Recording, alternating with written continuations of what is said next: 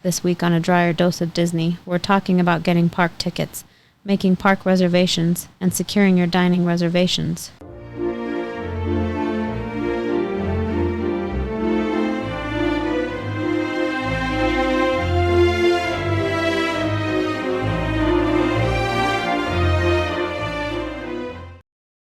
Hello and welcome to another episode of A Drier Dose of Disney. My name is Jared Dreyer. I'm your host. And today we've got a fun topic to be talking to you about. Getting your park tickets secured, reserved, ready to go so that you're able to go to the parks on the day you want, as well as how to get dining reservations. So that way you can try all the great food out there, which is what we love, and all the different restaurants on your vacation to Disney. Today we're going to be covering both the Universal and the Disney parks. Keep in mind, a lot of what we talk about today is going to be the same for Disney. So whether you're in Orlando or you're going to Anaheim, the experience is going to be relatively the same. Likewise with Universal, whether you're going to Universal Orlando or you're going to Hollywood, you'll be able to do the exact same kind of things that we're talking about today. So I'm going to talk about them in general, as well as talking about specifically annual passes in Florida. Of course, annual passes in Anaheim or Hollywood may be a little bit different, but for the most part, everybody's looking at Orlando. Most people are planning on going to Orlando, so I'm going to spend the majority of my time focused there. I've got screens up everywhere. This is a different format for us. We're going to be up on the iPhone looking at the apps. We're going to be looking online at a couple different things. Don't mind if you see me looking around. I'm trying to keep all my notes together and make sure that I cover all the important points for us today. So first, though, some housekeeping, and I'm going to hop on over here and minimize my video so that you guys can see this is our Patreon site.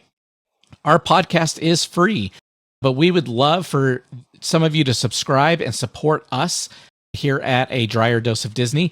We do have 3 tiers that are available to you.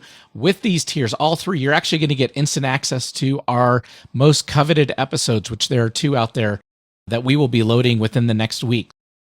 The butterbeer recipe, which honestly, the recipe we've put together is phenomenal and so much better than what you're going to get at the park. And number 2 is our How to Go to Disney for Free episode. I've had a ton of questions in my career about how to do that. How exactly do you go to Disney for free? And it's not, keep in mind, it's not perfectly free, but it's very close.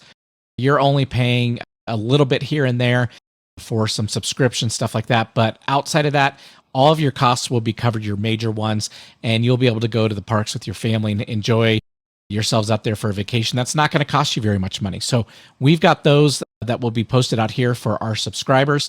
And then always, if you don't want to subscribe, but if there's a tip or trick that really helped you out or saved you some money, you are able to go to the page and make a quick donation to us just to help keep us going. So we definitely thank our supporters there. Since we always believe that this podcast should be free for everyone, those episodes, those 2 in particular, the Butterbeer and the How to Go to Disney for Free episode, will be released to the general public eventually. So probably sometime in 2023, we will be looking at getting those out onto our general feed as we replace that content for our subscribers and get them some access to some new content that they didn't have before. Keep an eye out there for that. But definitely, we want to make sure that we're giving you good quality content that you can use and is going to help you save some money.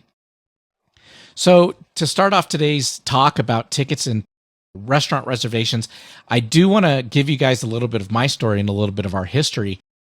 We recently purchased a property down in Orlando. So it's a condo that we've got down there. We've been down there a handful of times. We love it. It's one of our favorite places to go. And because of that, we did get annual passes. We got annual passes for both Universal and Disney. And in doing so, for Disney in particular, it was very difficult to do. To get the better price, and not only to get the better price, but to even get the annual pass, you have to be a Florida resident and you have to prove residency. And we've actually got split residency because we're from Colorado, and all of our paperwork, documents, driver's licenses, everything is Colorado. So we went down to their ticketing office there at Disney Springs and talked to the people down there and showed them our closing paperwork, our title work, our new declaration page from our insurance document for that condo. And it took a lot of time for them to approve us as Florida residents to get the annual pass and to get that price. Since then, because the only pass that's available today is the Pixie Pass, which we'll talk about in just a moment, we went over 4th of July weekend with some family, and in doing so, we had to get additional tickets because the Pixie Pass doesn't work around the 4th of July holiday. We went to go buy some additional ones, but of course, again, Florida resident, you get a little bit of a discount. And I tried to buy those online. Of course, it wouldn't let me, despite the fact that I already have proven that and shown that. And I actually had to call in and talk to a cast member, and she was able to walk me through it and help me out. But she said, by the way, you're going to have to come prove your residency again. And I explained to her what a headache it was the first time. And she said, no, I totally understand it, but you have to do that every single time. And I asked her, hey, there's got to be a better way. And unfortunately, at this point in time for Disney, there isn't. So if you're a Florida resident, just know that dealing with tickets and proving your residency can be a challenge. Of course, if you already have a state driver's license, that's going to make it a lot easier because that's all that you really need to see. But for anyone who lives out of state, if you've got a place down there and you own it, expect to jump through some hoops. So plan a little extra time, a little extra effort to get those tickets taken care of. That's what we had to do. But the great thing is there's that ticket center down at Disney Springs. We'll talk about that a little bit more here in just a moment. So with that, let's dive right into our topic, getting tickets at Disney. So the first thing I wanted to do is I wanted to show you exactly what the different ticket options are. And you have really 3 different options. You've got a 1-day, 1 park per day type ticket. Those start at about $109. The pricing at Disney is variable, which means depending on what day of the year you go, you're going to pay a different price for that day. So when you go through, and I'll show you in just a moment, and you go to pick your park passes, you do have to select what dates and date ranges you're going in, and you're actually going to reserve on the spot while you're getting those tickets picked out. So you can do 1 park per day. That is typically what we do, and I'll explain that here in just a moment. But you do have the option of Park Hopper. So Park Hopper is something that I recommend if you are going for a short amount of time to Orlando, or if you're in Anaheim and you're only going for 1 day. If you're 2 or more, I tell you, just go to the 1 park per day. There's plenty to do. You're going to wipe out your whole day doing that. You don't need to pay the extra money to do the park hopping. In Florida, if you're only going to do 2 days and you want to try to get to all 4 parks, then the park hopping at that point is probably worth it. And again, you're only paying that $65 once, but that does get obviously broken out across your days into a final price. Then there's the Park Hopper Plus option that gives you not just the parks that you can hop to, but you can also go to the water parks. So if that's something that's on your bucket list, you want to go out there and try out the water parks, then by all means, you can go with that 3rd ticket option there. So those are the general ones. I'm also going to pull up here our annual passes that are going on out there right now. Now, when you take a look at these annual passes, I can tell you right now that the only ones that are available are the Pixie Dust Pass here for $3.99, and that is for Florida residents only, and the Sorcerer's Pass for DVC members only. So even Florida residents can't get the Sorcerer's Pass. So you have to be either a Florida resident or a DVC member to get an annual pass at this point in time. There's been a lot of talk and speculation that they may open that up later in 2022 and allow people to start purchasing them. Again, it'll probably start with Florida residents. If you are out of state, the only option that you have is this Incredipass, which is $1,300. But the nice thing about that one is it has no blackout dates. You're able to go anytime that you want throughout the year. And all of both Disney and Universal allow you to do these payment plans where you can put money down and you're going to pay for 12 months at 0% with about $19 to $99 per month payment. If you add up all the people in your family, that could be a lot. If you've got a 4-person family, that could be an extra $400 a month if you break it out, with $800 down to get this Incredipass versus just over $5,000 to buy 4 of those annual passes. For us, because it was the only one available, we did get the Pixie Dust Pass. We can only use that Monday through Friday. Your holidays are blocked out. Like I said earlier, 4th of July area was blocked out. Thanksgiving, Christmas, all those times are all blocked out. But if you're out there and you live out there, you can pop in and out on weekdays as much as you want. And we actually did that a few times and definitely got our money's worth and definitely went more than 4 times. As you can see, that pass is worth about $400. So we definitely got our money's worth, and we're going back in the fall. So we are excited about that. What I've heard, rumor, and again, disclaimer, this is a rumor, is that they are going to keep annual passes actually this way, where you can only get, Florida residents can only get a Pixie Dust pass, and the Sorcerer's Pass can be purchased by the DVC members. And what will happen is then on your renewal date, so if you fast forward to the next year when you go to renew, you are then able to upgrade into these other passes. So what I've heard from this rumor is it's blackout type period where they want you to go into the basic one, and then after a year you can upgrade. This is very similar to getting season tickets for sporting events and things like that, where you go to the nosebleeds, you get the bad ones, and then as time goes on, you can graduate into better seats. They do not want to make this open and available to everybody, is what I'm hearing. Now, again, the other rumor I heard is they're going to open it up in the fall. I don't know which way they're going to go, and it could be neither. So it's all speculation at this point. A couple things to point out is how long you can reserve. The Pixie Dust Pass, our downside is we can only reserve up to 3 days, and your immediate future is usually pretty booked up. So keep that in mind if you're going to do all 4 days and hit 4 parks in a row. You can get your 3 reservations, but that 4th one's going to be a tough one to get. And then the other passes can do 4 and 5 days, which is very nice if you're going to go to the parks for an extended time. You can also do add-ons. Quick recommendation here on the photo pass, only add it to one pass. You don't need it for everyone. So in our family, my wife has it added onto her pass. So that way, anytime we want to take pictures or get the ride pictures, stuff like that, she can just scan her phone and scan her stuff, and she gets all that downloaded immediately into her app, and she can see all those versus paying for it for multiple people. One person's all you need. Everybody can have it at that point, and you do get access to those photos. So that's how the Disney Annual Pass program works and how the cost is. Now, how to get them. You can see over here, I brought up my phone, and I'm going to relaunch this. I am going to give you a couple tips here, and it's very important, these tips, because they're going to really help you out as you go through your entire vacation down there. So the first thing you want to do is you want to download this application. This is the app on the iPhone for the My Disney experience. It's the Disney World version. There are 2 versions, so please keep that in mind. You do have a Disneyland and a Disney World version, so you want the Disney World. Right now, because it's 2022, we're in the 50th celebration right now, so it's got a big 50 on the front, which makes it easy to identify, but you should be able to figure that out pretty easily. Once you download it, you're going to create an account if you haven't already. If you've got the My Disney Experience app, if you've got Disney Plus or ESPN or those other things that are all tied together now, you should be able to use that same login and get in. So you want to make sure that you can go in and set yourself up. Now, if you've got kids under the age of 13, and this is a really important thing to note here, if your kids are under the age of 13, they are not allowed to set up their own app. They can't log in. They can't get their own account. They can't do anything. So you're going to build them into your setup here by going into the hamburger menu, and you're going to see my profile, and you can add people to your group here. So friends and family list up there at the top. You can add membership and passes. You can go through and add your other people that are under the age of 13.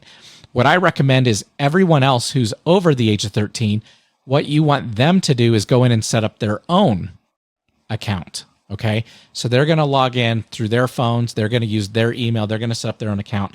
And then when they go in here, you can go down to the bottom here in that hamburger menu, and you can click show my linking code.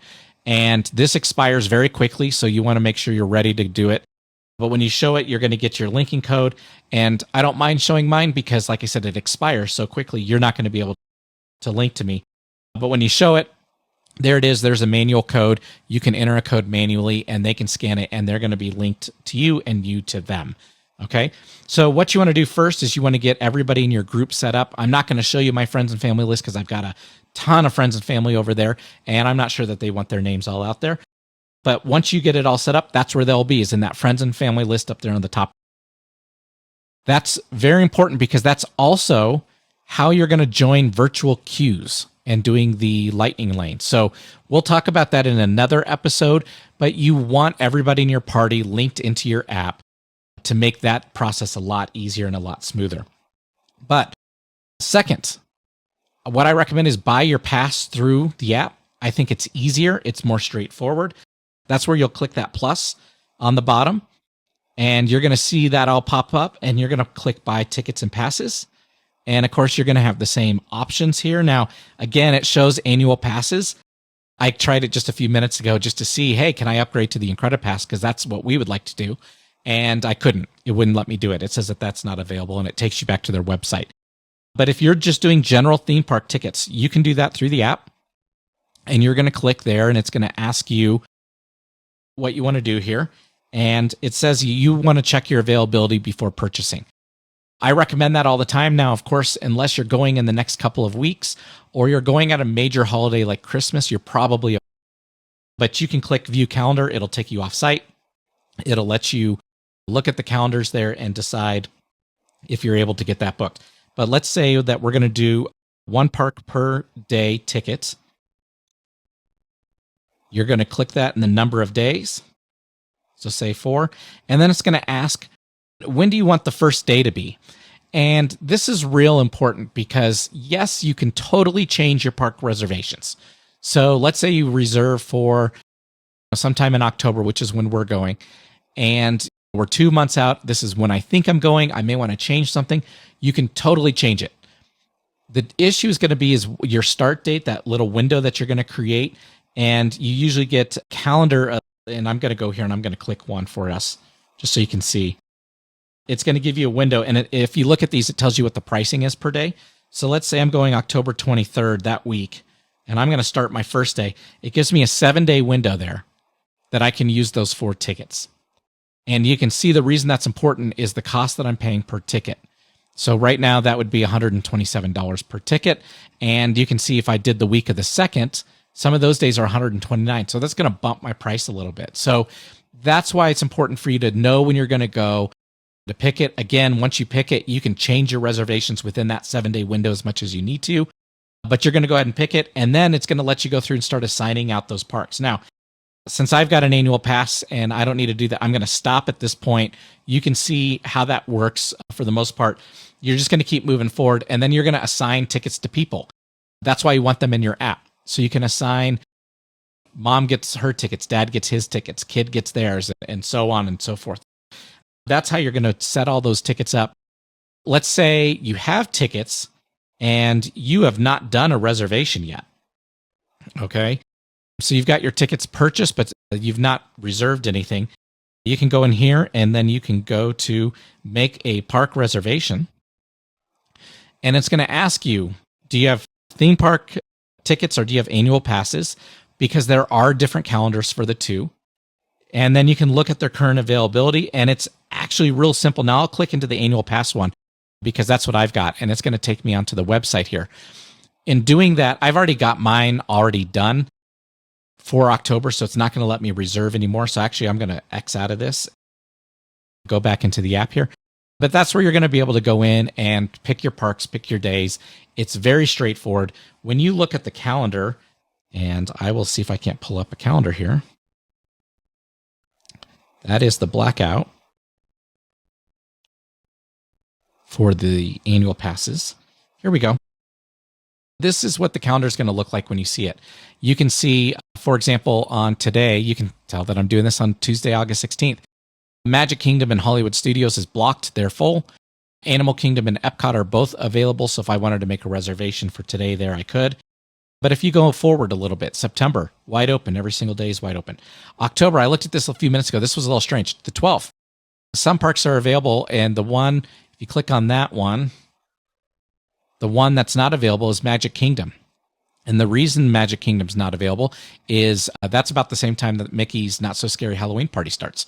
So I would imagine the annual pass holders have already started booking that one up, or other people that are going to be in the area then.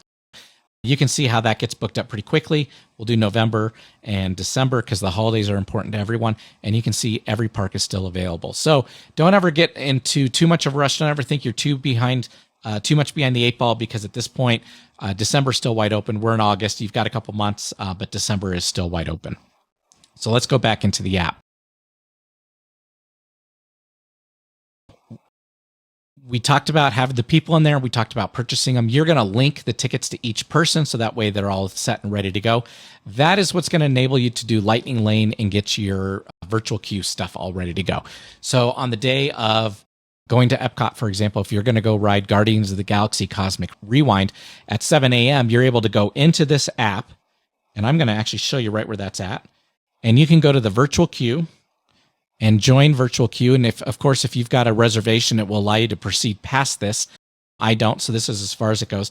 But I can click on there and say join virtual queue, and it will then take my whole group, and it's going to ask who's in my group, and it will put them all into the virtual queue, hopefully. The virtual queue tickets do get eaten up pretty quickly. So you want to be on there right at 7 a.m. If you're at 7:01, you're probably going to miss it. But they do have a second time at 1 p.m. And the best part about this, and this is the biggest downside to park hopping, is virtual queue opens a second time at 1 p.m., but you have to be in the park to claim it. So you can't be at Magic Kingdom trying to claim a virtual queue for Epcot if you're going to hop over there at 2. You actually have to be in the park. And the challenge is at 1, you're not allowed into the park. So the only people that are allowed to get into the virtual queue are people that had a park reservation for that park on that day, which actually I think is fair. That makes it better for the people that actually had the reservation for that park, that they get an opportunity to get that. But we'll talk about that more on a different episode and what that all looks like and how that works. But that is the one big disadvantage of park hopping, is you cannot join a virtual queue as you go across. The other thing that I love about Disney is I love actually a few different things. Number one is Magic Bands. So with Magic Bands, you can buy those online. Once they come to the house, you can then, there's instructions with them, or you can look it up online. You can link them in here by adding them to your passes, and you can link them to each person individually. So whether it's your kid has the Toy Story one and you've got a Mickey one, or my wife and I like the one that has the food on it, you can link those to a specific person. So that way they know when they go in and out that, that they can always use that then going forward. Park tickets from the past, if they're still linked to the people, still work as long as you buy a new admission. Those Magic Bands always work. So I really like that. It makes it more convenient. It makes it a little more personalized. And actually having a band on your wrist is a little bit easier getting around the parks, especially if you're going to do Lightning Lane. So again, we'll talk about that on another episode. I love that. The other thing that I love about Disney's park passes, if you have an Apple Watch, if you are an Apple user, you can add them to your wallet and add them to your Apple Watch. That's what we use. So case in point, here's mine. And I'm going to pull it up right here. And I don't know if you guys can see that or if it's in focus, but I've got my annual pass right there with my Mickey on it. And I use my watch to get in and out of the parks and to do my Lightning Lane or virtual queues. And I use it for Apple Pay. I use it for everything. So that's a real convenient feature. So now I don't have to wear a Magic Band or carry a pass anymore. I can actually use just my watch or my phone. So that makes it real easy. The last thing, and this is exclusive to Orlando only, is they do have the ticketing center at Disney Springs. Like we talked about earlier in the episode, if you are a Florida resident, you are going to want to make a visit down there to that ticketing center and get everything squared away before your first day at the parks. Most people don't arrive at 7 a.m. and jet over to the parks from the airport. They're too busy. They need to go to the hotel, drop off their stuff. They're probably a little bit tired from traveling, especially if they took a red eye. They're probably worn out. They need to get things done. They may want to do the pool. That's the day you want to go to Disney Springs. That's what we do every single time. So our day of arrival, we try to get in earlier in the day. Even if we get in late in the day, like 3 or 4 in the afternoon, we will then immediately go to the hotel, drop our stuff off, get all checked in, get ready to go. And we head over to Disney Springs to go check out the stores, check out the restaurants, have some fun. And especially in this case now, since we are residents, we always head over to that ticket center and get all that stuff squared away so that we're ready to hit the parks the next day or whatever day we're going. So I think that's the best. Now in California, the alternative is they don't have a ticket center, but downtown Disney is so close to the parks. It's right there. It's within a couple hundred yards. You can walk over to a ticket booth. So we encourage you, if you're in California and you need to get things squared away, or you need to get your actual physical tickets, if you want to get actual physical tickets, walk over to one of those kiosks, get it taken care of on the day of arrival. Go check out downtown Disney if you're in Anaheim. Have some fun. eat some dinner, and just get all that stuff squared away so you don't have to worry about it in the future and you can walk right in after that. So those are our quick little tips and tricks there. Now, we're going to jump over to Universal. Universal unanimously makes this easier. Okay, so let's take a look first at their tickets that they've got here, and I'm going to move my little picture here. You've got the 3 parks in Orlando: Universal Studios, Islands of Adventure, and Volcano Bay, which is their water park. You can buy them from just for one day for about the same price as a Disney ticket. You can also, if you come down here on the page, you can look at 2 parks. Instead of doing at Disney, you can buy all 4 parks together. You can buy the 2 parks together at Universal as well. That's $79 per day. So you get a drop off, a steep drop off. Let me take that a step further and even say Universal, you go to 3 days or 4 days at Universal, the drop off on price is astronomical, to the point where you're getting days for free. So they definitely want you on site over there, but there are only 2 parks. But you can get 2 parks for $79 per day. Or you can even, if you come a little further down or dig in a little further, you can do park to park. So kind of like park hopper at Disney World. Now, the biggest difference at Universal is it is a lot more expensive. It is about $180, $190, I think, a day to do park hopping. And that is per day. Where Disney, you only pay that extra $60 or $65 once. At Universal, you're paying it every single day because they want to make it more expensive. The reason is most people, if they move very quickly, can do both parks in a single day. If you get into the parks at Rope Drop, you go after the rides you want to ride, you get those all done, and then you hop over to the other one around midday or early afternoon and you stay late, you can knock out both parks in one day. So because of that, Universal's taking advantage of the fact that most people only go there for one day and try to do that and do both parks, so their prices are a little bit higher. Okay, but what they do that makes it a lot easier is, and I'm going to pull this up for you. Let me go back into my app. You can go right into the app and you can just buy tickets just like you do with the Disney. Number of days visiting, you can see it defaults you to 3. You can select the 1. You can say how many adults, how many kids you have. You can toggle on and off if you are a Florida resident. Okay. And then you can apply that. And then it's going to ask you park to park. So you can see right here, adult ticket from $164 a day. And keep in mind, that's the from price. That's the base price. The child ticket from $159. You can do one park at $109 is the base. Let's go back up here and I'm going to do a park to park and I'm going to select a date. So here's where things start getting a little bit different between Universal and Disney. So Disney requires reservations. You have to have them. If you don't have the reservations, you don't get into the parks. So that is a very important tip. You want to make sure you always have your reservations. For Universal, they're going to ask you what day are you planning on going to the park, and it's going to put that on your ticket because that's the price it's going to charge you. Now, let's say you decide to go a different day when you're out there. You can totally do that. I would still recommend go to the ticketing kiosk and trade that in and upgrade it to a different day. They're going to have you pay the price difference. But at Universal, they do not have the same type of reservation system where you reach park capacity the same way that Disney does. Universal does reach park capacity on hot summer days or busy summer days when a lot of tourists are out there.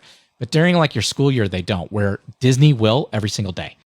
So that is a big difference between the two. But here you can go through, you can pick your day, you can see how they're all priced differently. So again, if I go in October, my park to park, especially around that Columbus Indigenous Persons Day at the beginning of October, is over $200 for a park to park one day ticket.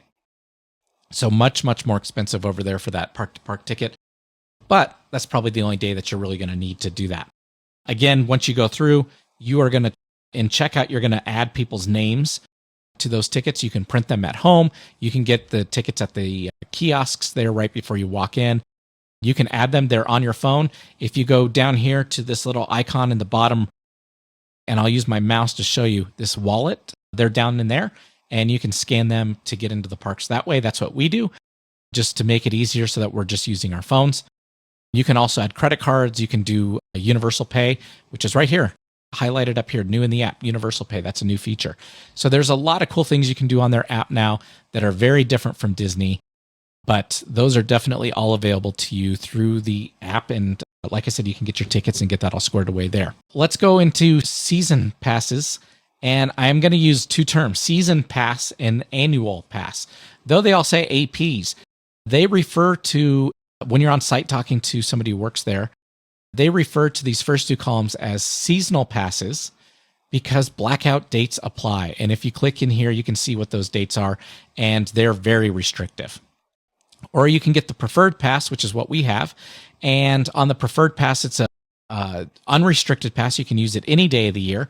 However, you are restricted on early hour access. So you get that 1 hour early in July, and you can't do that. The Premier Pass over here gets you a couple more extras where you can park in VIP or valet parking, which valet, that sounds really cool. You pull up right next to the parks, they drop off your car, they go park it for you. It does fill up, so I recommend if you're going to do that, do it early. But you also get one pass to the Hollywood Horror Nights, which is their big annual event that sells out every single year. There's also exclusives with concerts and other things like that. Since our daughter's 11, we don't go for the Halloween Horror Nights. It is actually very intense. You've probably seen the rotating picture over here on the app that shows that. It's very intense. There's a lot of haunted houses. It's very scary. A lot of people jump out at you. We would wait till she's older to do that. But we do the preferred pass, and that also gets you free parking. And actually, let me state that for both Disney and Universal. All of their annual passes get you free parking. Do not discount. That adds up very quickly at $25 a day at a minimum. If you go 4 days at Disney, there's $100 savings right there. All the annual passes give you discounts in the shops and in the restaurants. That adds up. We believe at this point we've saved over $1,000. And that's just within the last 4 or 5 months. So through all the parking that we've saved, through the dining that we've saved, the cost of buying merchandise in the stores and using our annual pass, we believe we've already saved over $1,000 there. So definitely worth it on that side. If you're a Florida resident, these prices are cheaper. This is the actual price for everyone, since most people are not in Florida. This is what you would pay if you're coming from New England or you're coming from the Midwest or the West Coast. When you're looking at these prices and you noticed that, hey, one day park hopper is about $200 in October, I will say it is probably worth it if you want to do this more than once or do a few days. It is probably worth it. I recommend it. You don't have to have reservations, which makes it a lot easier. You just walk into the park on the day you want to go, and you get all those discounts. Definitely something to consider, food for thought. Now, it is per person, but if you add it all up and you're going to go multiple times, it's definitely 100% worth it. We've gotten more than our money's worth because we went every weekend, because the Disney Pixie Pass didn't let us in on the weekends. So we went to Universal instead on the weekends and rode the coasters 1,000 times and had a great time. So that's how those passes work over there. Now, let's talk a little bit about, once you have your passes, dining. So this is where I think the challenges really start. It's not too difficult to get the park passes reserved and to get all those planned out and what days you're going to go. You probably already have your airline tickets booked. You probably already know when you're flying in and out. You know what days you want to go. We will have our next episode is going to be on crowd calendars and picking which parks to do on which days. So definitely tune into that. But if you already know what days you're going, at least the week you're going, then you can use those crowd calendars, pick what days you want to go to what parks. And now it's time to start thinking about dining. I want to reserve my dining when I'm out there. There are so many cool places to eat at both Disney and Universal. It's a completely different experience between the two.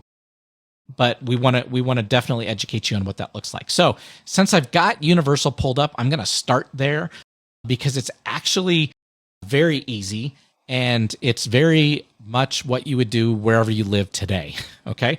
So if you go into the dining tab here, you can see on the parks where all the restaurants are in quick service. Universal only has 4 sit-down restaurants, and the most coveted one is this one called Mythos, which is right there at that red rock. And Mythos is in the Atlantis area of, that's what we call it, of Islands of Adventure, the Atlantis. I know it's got other names. We just like to call it that. If you click in here, you can see when they're available. You can take a look at their menu. For reservations, you see that right there in the middle of your screen. It is suggested to get them, you have to call. So just like you would do today at maybe some restaurant in your neck of the woods, if you want to make a reservation, you pick up the phone and call. You have a 6-month window. So you're able to do that 6 months in advance. And I always recommend do your reservations for your dining. It makes things a lot easier. Now I'm going to back out of this and I'm going to jump back over into the Disney app. But before I show you Disney, outside of Universal, the parks, so Islands of Adventure and Universal Studios, like I said, there's only 4 restaurants that have reservations that actually do dining, and you can look those all up online. Again, Mythos is the top rated one. At City Walk, you've got dozens. You've got Margaritaville. You've got our favorite, which is the Toothsome Chocolate Emporium. You've got Hard Rock Cafe. You've got Cowfish, which actually we ate at last time. That's really good. You've got lots of restaurants out there at City Walk, Bubba Gump's that you can eat at. And all of those allow reservations. When you go to do a reservation, you just want to go online, you can Google it, the Chocolate Emporium at Universal Orlando. And when you get to the site, again, phone number, or here for City Walk places, they do have online availability. So you can click online, you can go through and make those reservations. Again, 6 months out. It's that simple. Nobody gets any special treatment. Nobody gets anything different than you. You have 6 months to make those reservations. And I think at 6 months advance notice, you're probably pretty safe. So if you know exactly when you're going to go and where you want to eat, you can go online and do those reservations at City Walk or make the phone call to the right place and get that all squared away. We will talk food on a different episode, but I will say if you like desserts, Chocolate Emporium is probably one of the best places to go. So let's go back over to Disney, because Disney definitely does it different. With Disney, once you have your passes, you've got everything all squared away. Now you can go in and start making dining reservations. So you're going to click that little plus down there. You're going to then click check dining availability at the top. You're going to select your party size. So for us, it's usually 3. And you can see the calendar only lets me go out about 60 days. Okay. So I can only go out till mid-October. Disney will advertise that you can only make reservations 60 days in advance. That is true for almost everyone. Almost. Meaning there are people that do have the ability to get reservations further out than 60 days, whether they've got special membership, they pay for something that we are not aware of, or whatnot. They do have that ability. If you stay on resort, there is a tip and trick that you need to understand, and that is your 60-day window starts on the first day of your reservation. So for example, and this is perfect, I've got this pulled up because this is our fall break. We're flying out on the 15th of October, and we're hitting the parks this next week, the week of the 17th. If I'm flying out on the 15th of October and I check in on the 15th of October, I can now make my reservations for this entire week. 17th, 18th, 19th, even though those aren't highlighted, I can make my reservations because I'm at 60 days of my check-in. Disney does not advertise this. They do not tell anyone about this. So this is a key benefit of staying on resort is you get an extra window of how many ever days you're going, that as soon as you hit 60 days of your check-in day, you can start reserving dining for every day that you're there. Because of this, and I'm going to show you here, I'm going to click on October 15th. That's the furthest one out. And I'm going to just say I want to do dinner. And it's going to load for me here. And it's got a whole bunch of different options here. And I want to get that little filter back and see if I can't get that. One moment. It's not going to give it. Oh, there it is. I'm going to pick Epcot. The most coveted restaurant right now is Space 220. And I want you to see on the very furthest out day that I can get, I do not have the option for Space 220. These are alphabetical. It is not there. The reason is it's already reserved. It was reserved a week ago because everyone staying on resort was able to reserve through their entire time, which overlaps with this date, and they've already claimed it. And Space 220 being the most coveted restaurant that's out there, we've been there. It's very small. It only probably has, I'd say, maybe 50 tables in their total ballpark, and that's just an estimate. But because of that, it fills up very quickly. So it's a very tough reservation to get. So you want to definitely 60 days out. I tell you, go out first thing in the morning. Reservations open at 5:45 a.m. Eastern. You want to go out and you want to start reserving your restaurants. Okay. So for example, let me go back. Like I said, we are going that week of October. We fly out the 15th. We're out there the week of the 17th. I want to, in 2 days from now, I want to be up 5:45 a.m. Orlando time, Eastern. which is in Denver, 3:45 a.m. And I want to make sure that I am in there ready to click my reservations for every day that you go. So if you're going to go then on the Tuesday as well, you need to do that the next day. If you're going to go on Wednesday, you need to do it on the day after. You have to do it every single day. You want to get your dining reservations in. And I just showed you how to do that. Okay. So though they say it's 60 days out, it's not really the case, because if you're on resort, you do get the advantage of booking all the way through your vacation starting 60 days from the day that you check in. Okay. What we like to do, just a couple quick tips and tricks before we end this podcast for this week, is when we do reservations, we always aim for 3:30 to 4:30 in the afternoon. And the reason is, it's actually multiple reasons. Number one, that's usually when storms come through, so we're usually out of the way. Number two, a lot of people at that time of day, 3, 4 o'clock in the afternoon, you've got sun out there, it's peaking. Don't get me wrong, it peaked at noon, but it's still very hot. People are melting. People are tired. People are starting to wear down. The restaurants are less full, so you're able to get a little bit more attention, go get out of the heat and get into the AC. You're able to then eat at that time frame. And then when you come out, so when you're done eating, everyone else is trying to get in. So now the park's going to empty out a little bit. So you're going to get a little bit more time to ride rides. You're going to get through the queues a little bit quicker. So that's why we like eating then. Our I can do this all day tip of the week. We do have a big tip, and I'm going to come over here, and I didn't want it to be pulled up before, but I'm going to pull up mousedining.com. Mousedining.com is a website that I love. I've used it personally. That's actually how I got my Space 220 reservation, because there was no other way for me to get it. And this site enables you, and let me move my video here so you guys can see that a little bit better. It enables you to get alerts when Disney dining reservations become available. So you can search, like I said, the Space 220 is the most coveted one. And you can see you have the two options here. So Space 220, and it's going to tell you about their hours. And then you can view openings. You can set alerts. You can do all that kind of stuff. There are free tiers where you can just go set a couple alerts. There are paid tiers, which is what I did, and that's what I recommend, where you can set up, I think, like up to 50 alerts. So that way, if you're going to be there for a week, you can set alerts for lunch and dinner, lunch and dinner, lunch and dinner, lunch and dinner every single day. You can set up all different kinds of restaurants. So maybe I want to go to any of these three. I can set up 3 lunch alerts and 3 dinner alerts. And what's going to happen is then you're going to get a text when a reservation opens up. You need to be super fast. You've got to be watching your phone, watching your watch. The second that text comes in, you jump in there, you go in, you claim it, or you can go right into the app. And that's what I did, is I knew what it was. I launched the Disney app. I clicked plus, I clicked I want to add dining. I went right to the date, added my 3 people, went to Space 220, scrolled and found it. You would be surprised how many times I saw it and I clicked the number. And by the time I clicked the time, it said, sorry, this reservation is no longer available. But eventually I did get one. And it was on a day that we were there anyways, which worked out really well. And we were able to go into the restaurant, which was a really cool experience.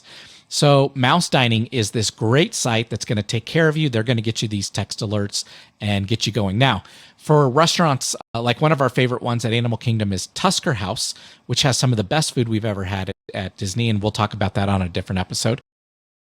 When that reservation, they were all booked up. So when I did Mouse Dining and that popped up, I went in there. I was probably like 3 or 4 minutes after the text came. I was still able to get my reservation.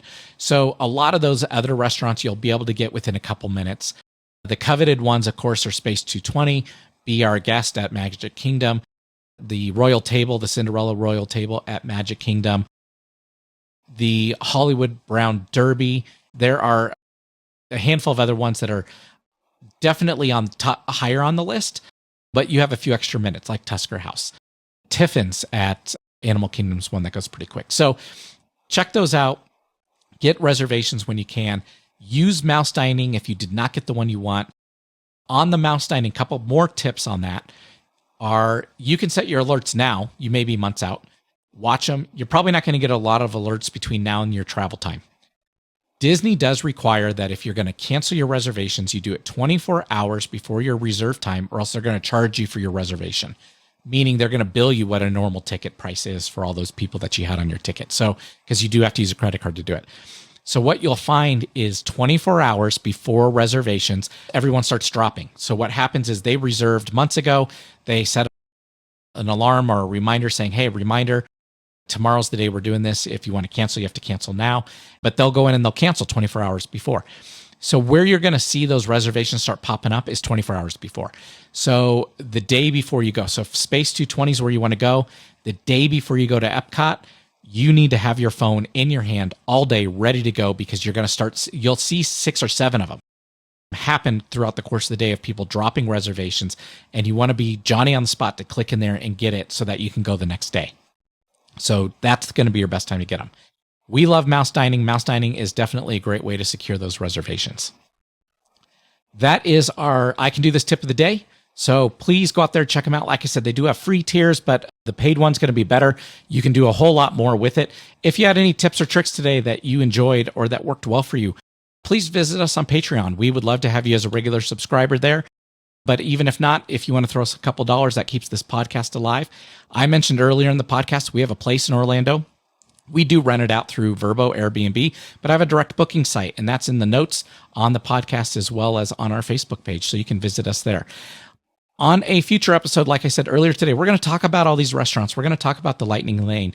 We are going to talk about how to get the virtual queues. We're going to do all of that on another episode, so please click subscribe wherever you're listening to us or watching us on YouTube, and have a great day, a magical day, and we will talk to you later.